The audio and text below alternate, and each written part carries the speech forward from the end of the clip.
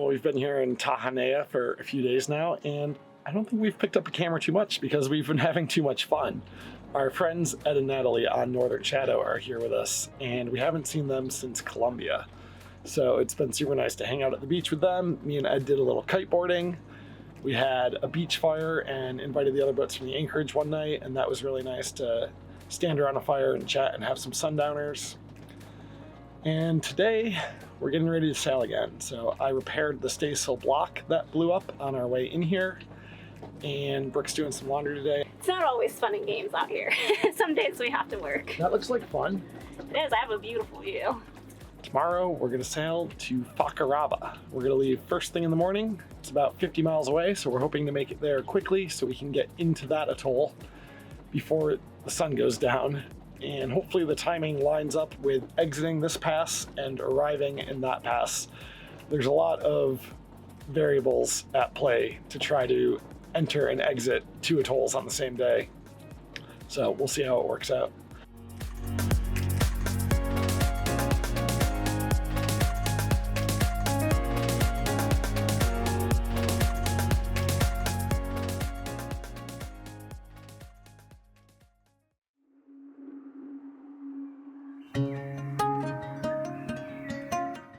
Hey guys, you that was full. Yeah, we're getting ready as well. Sounds good.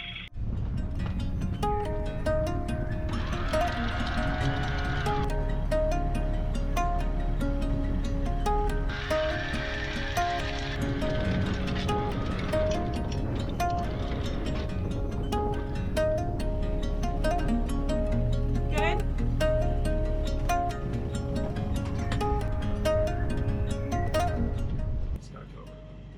As we got underway, we reviewed the charts and made our plan for safely exiting the atoll. With the sun just above the horizon, it would be difficult to sight the coral heads just under the surface of the water. We proceeded slowly, with Brooke on the bow as a lookout.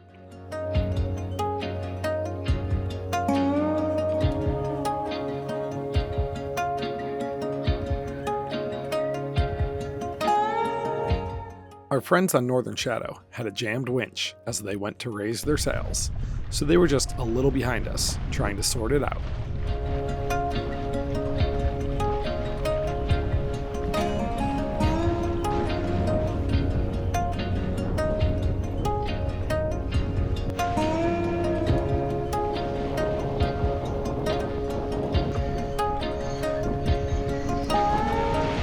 With the wind right behind us, we rolled out the Genoa and zipped along towards the other side of the atoll, where the pass is to the open ocean.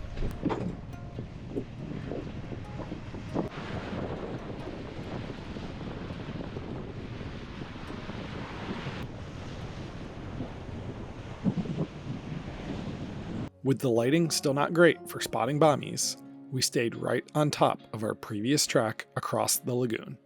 We knew this to be a safe route, but we also had satellite maps in front of us as a secondary aid, where coral heads show clearly as bright spots in the otherwise deep blue colored lagoon. Northern Shadow, this is one way. Go ahead.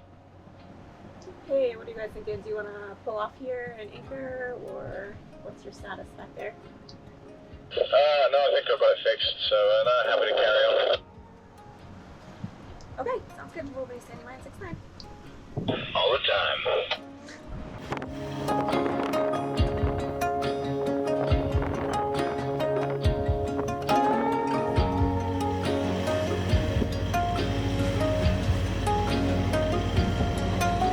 I'm just giving it just enough power to maintain steerage, Okay.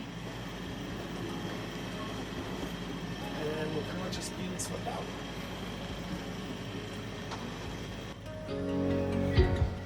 We entered the pass, and with a few knots of current behind us, there was no turning back. The conditions in the pass seemed okay at first, and the current behind us was moving us quickly out to sea.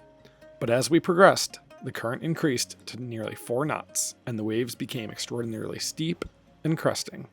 In hindsight, unfurling our staysail may have helped a bit to steady the motion of the boat. But at this point, there was nothing we could do but try to steer safely out the pass and hold on tight. In 4 years of sailing, this was the worst sea state we have ever experienced. And eventually, filming had to take a back seat to making sure that we were going to make it through in one piece. Feels like we're moving really slow. We're only 1 point. That's like Doing 5 4. knots GPS though. Oh.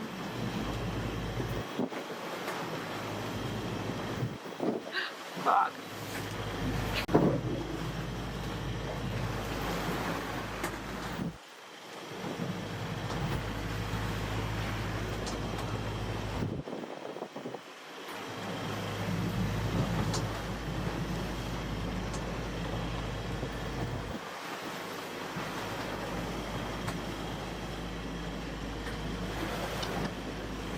Oh my god.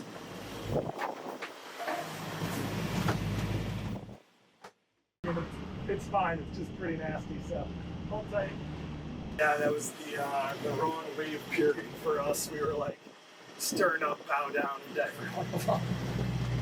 Oh, we were pretty much the same as well. We had a standing white wall like over the capping rail on deck, and our capping rail's about 6 inches high, so yeah, it was pretty full on. Alright, we should have set up some GoPros for that because it got really hectic, and once it was hectic there was hardly time to deal with the camera, but we made it out the cut. It was pretty nasty, probably the worst cut we've ever been through. But unfortunately, because we're trying to get to Fakarava in daylight and arrive there through that cut this afternoon, you kind of can't hit both cuts at the exact right time. So hopefully that was the bad one, and when we get to Fakarava this afternoon, it'll be nice for us.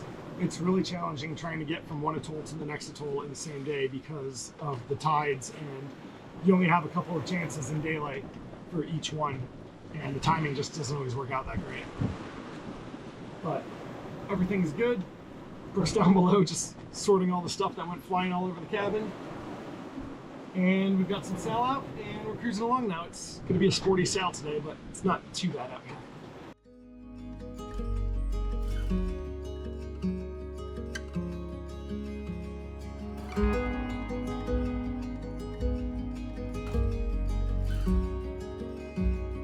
I had to go downstairs as we were exiting the cut because our high water alarm went off, and what happened was we were taking waves over the bow and they were going into our chain locker, and our chain locker drains down into our bilge. So our high water pump went off during the cut.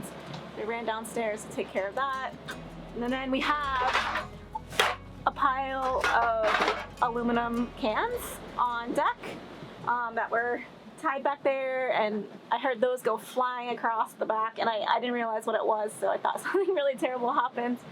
And so it was a pretty stressful few minutes. It just makes me concerned for the next cut, just because the wind has been blowing 25 to 30 knots for the past few days, so the seas are really kicked up, and the pass we have to enter is from the south, which is the way the waves are coming right now. We could have left earlier, but that would have meant going out of the cuts in darkness, which wouldn't be ideal either. So last night we discussed leaving at first light, so we all agreed that it would be better to go at first light instead of at dark. Anyway, it just rained on us. It's kind of a cloudy, gloomy day. And we have about 38 miles to go now, and we're trying to average about 6.5 knots so we can get to the Fakarava South Pass by 3 p.m. And I guess we could have waited for a better weather window, but we're on a schedule right now, which when you're sailing on a schedule, it's never good. We're trying to make the grouper spawn because there's a full moon happening tomorrow, and we want to try to dive. But yeah, it's a bit stressful, so hopefully the rest of the sail will be a bit better. There's Gary's stressed out face back there. I almost just fell asleep, actually. Yeah, he handles those situations really well, which I'm thankful for. We've gone through a couple sketchy cuts in the Bahamas, but nothing like what we've dealt with this morning. So it seems like we're learning every day out here and gaining experiences and just hopefully making us better sailors and boaters. But, okay, I'm gonna stop laughing.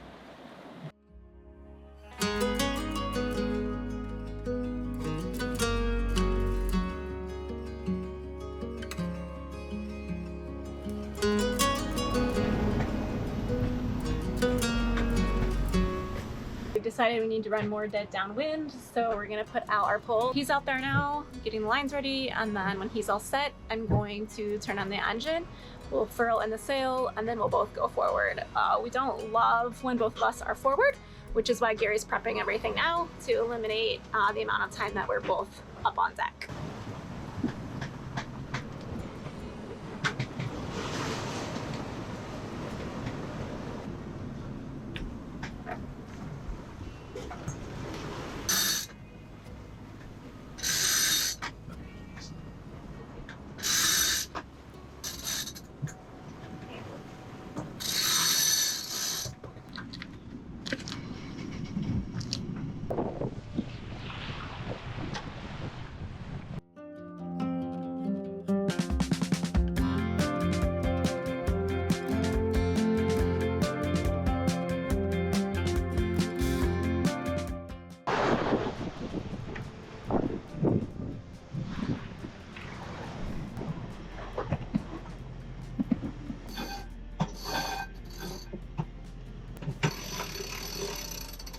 Grab this so signal. Got it.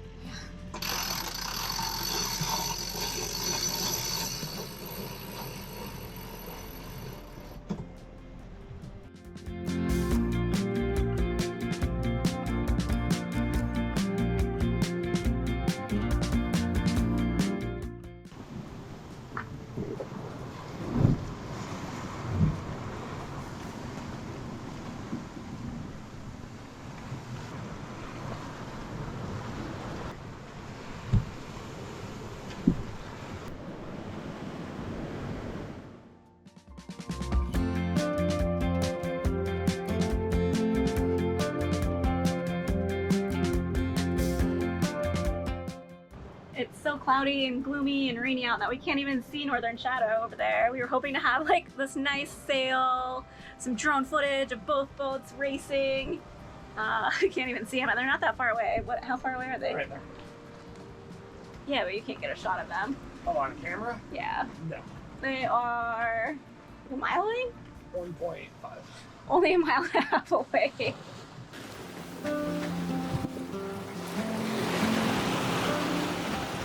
We have about 10 miles to the cut, and the sun finally came out, and it's turning into a really nice day. So I'm pretty happy that we're going to be going through the cuts with the sun out and no rain. So that'll be nice.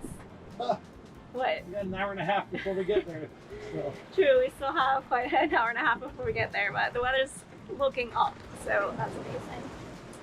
And our friends on Northern Shadow are about a mile ahead of us, and I'm actually pretty impressed with how well One Life is keeping up. Northern Shadow is a 48-foot celestial catch, and there's 4 people on board. So yeah, One Life's doing pretty good. Just got a hit on the line, so we brought in the head sail real quick. And Gary's back there bringing it in.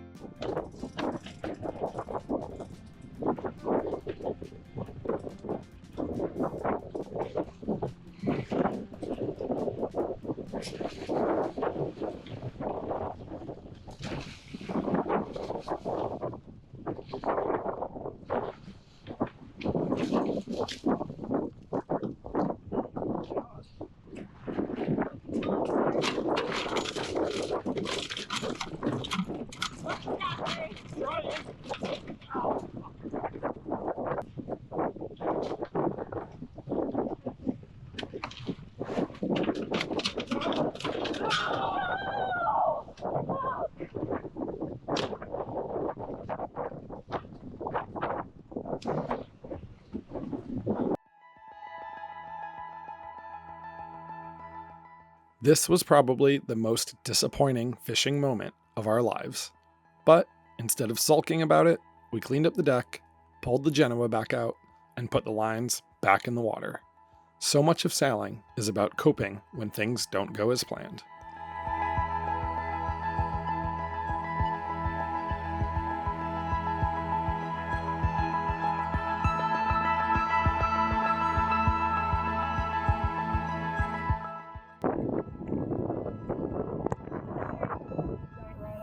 We just hooked on to Mahi. Gary's trying to reel it in. We're surfing down waves, can't really get the boat to slow down that much.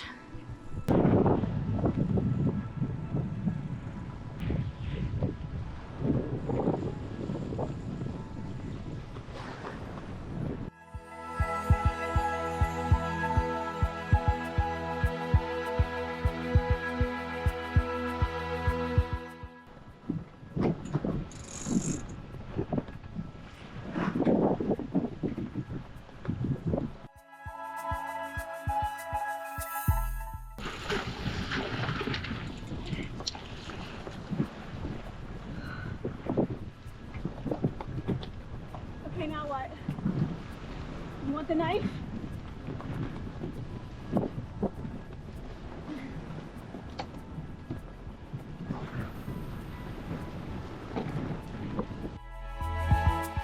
There was zero chance I was letting this one get away, so I didn't even lower it off the gaff onto the deck until Brooke handed me a knife to make sure the fight was over.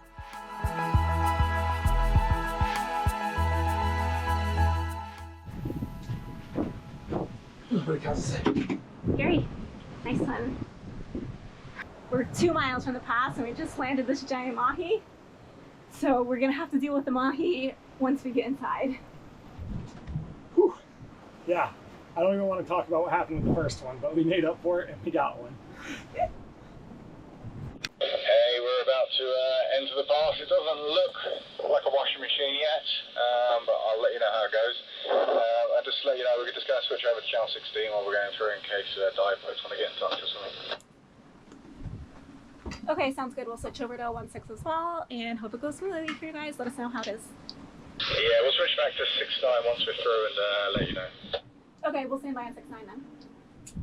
Copy that. Northern Shadow, One Life, this is Elixir, great to hear you guys again over.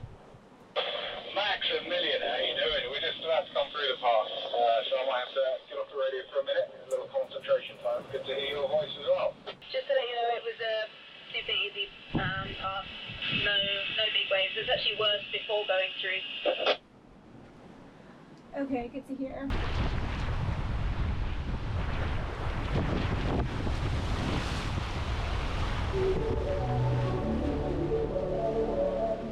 We were grateful for the calm conditions as we entered the Fakarava South Pass, and we made our way into the protection of the atoll, where we would anchor.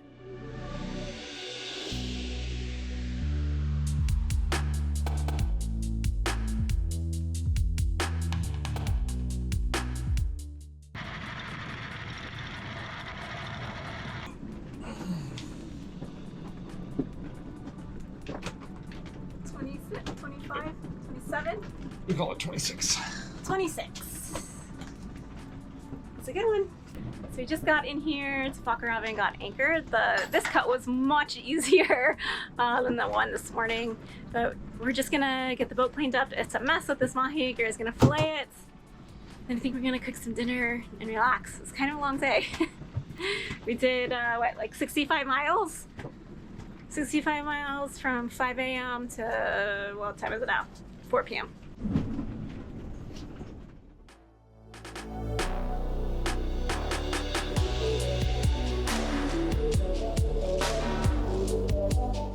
Fakarava felt a bit different than the other atolls we had already visited. The anchorage was packed full of sailboats, and after the isolation of the previous weeks, the string of anchor lights under the full moon was a thrilling sight.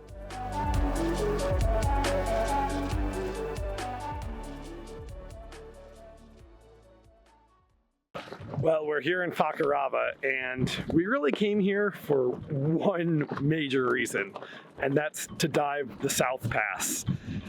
So this South Pass, this cut out of this atoll, is world famous for the sharks. And we're lucky here today because our friends on Delos are here, and they've been here for about a week diving before we got here. So they've got it pretty well figured out, and Brian offered to take us out and show us the dive today. So we're just getting our gear ready, and we're gonna go check it out. And the other super cool thing here is that last night was a full moon, and there is a grouper spawning event at the full moon here in Fakarava where thousands and thousands of grouper come in, and they spawn and release eggs, and then they pretty quickly move out. So that happened this morning on the outgoing tide. So it's around noon now. We're gonna go check it out and see if there's still grouper around. We've heard that they move out pretty quickly after the spawning event, but we're hopeful that there'll still be quite a few lingering around. We're gonna get the rest of our gear packed up in our dinghy and go check it out. Are you ready, Brooke? Nice glasses. I'm so excited. Ready to see some sharks? I hope we see some sharks. I'm super stoked. We haven't been diving in so long, so hopefully we remember how.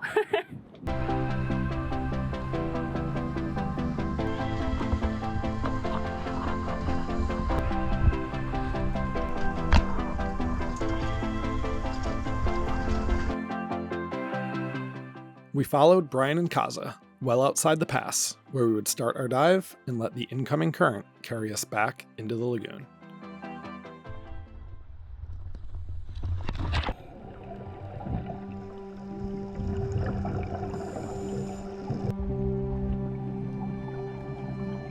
We descended into magically clear water, down to about 100 feet deep. We couldn't believe our eyes when we reached the sea floor. The entire bottom was alive and moving, an absolutely mesmerizing sight.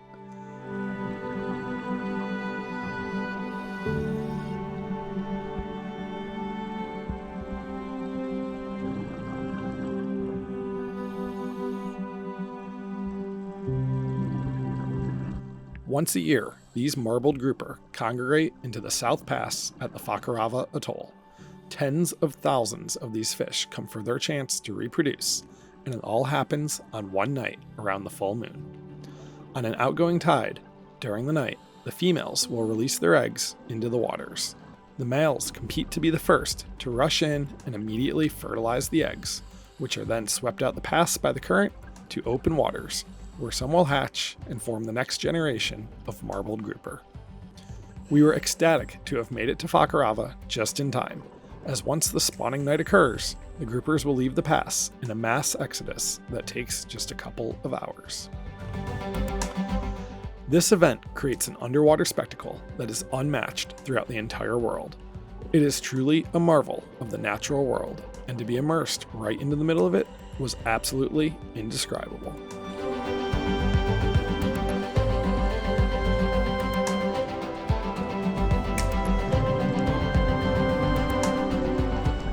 After lingering with the masses of grouper, we began to make our way further in the pass towards the lagoon. As we ascended to a bit shallower of water, the reef became more and more vibrant. And then we reached the infamous wall of sharks. These gray reef sharks congregate here due to the abundance of their food source, the grouper. During the spawning event, the number of sharks here can reach well over 500. Because they hunt mostly at night, during the day, these sharks casually swim against the current before drifting back. This striking, never-ending conveyor of sharks is legendary amongst scuba divers, and to see it with our own eyes felt so surreal.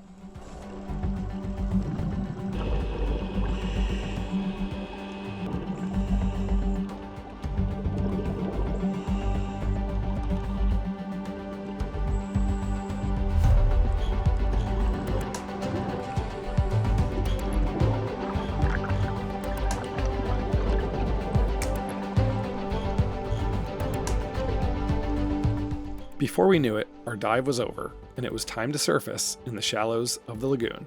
But Fakarava had only just begun to show off its incredible magic.